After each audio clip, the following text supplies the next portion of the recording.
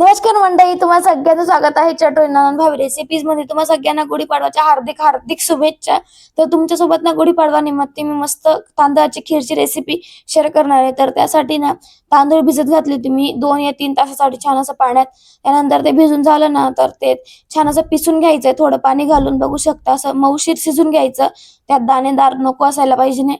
त्याच्यानंतर आहे ना कढईमध्ये ना तूप घालायचं. कढई गरम झाल्यानंतर तूप मेल्ट झालं ना त्याच्यानंतर त्यात तांदळाचं पीठ जे आपण छान असं हे करून घेतलं होतं, पिसून घेतलं होतं ना, ते टाकायचं.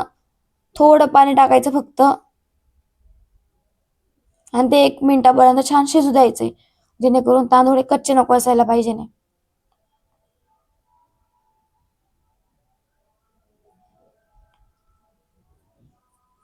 ते छान शिजून झालं ना, मस्त दूध गरम करून ठेवलेलं राहतं ना ते टाकायचं. त्यासाठी 1 लिटर पूर्णपणे दूध घेऊन घ्यायचं. त्याला मिक्स करा. तांदूळ पूर्णपणे मिक्स झालं म्हणजे तांदळाचं पीठ.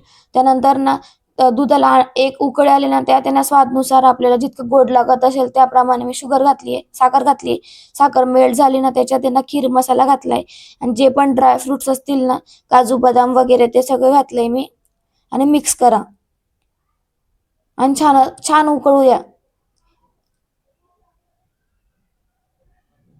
जितकी पातळ व जितकी घट्ट लागत असेल ना तितकं त्याला घट्ट होऊ द्या. बघू शकता छान अशी गार झाली आहे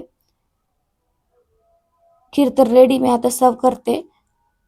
बघू शकता खीर ना इतकी जबरदस्त लागते ना, जशी काही बासुंदीच लागते. आमच्या घरात तर सगळ्यांना खूप खूप जास्त आवडली.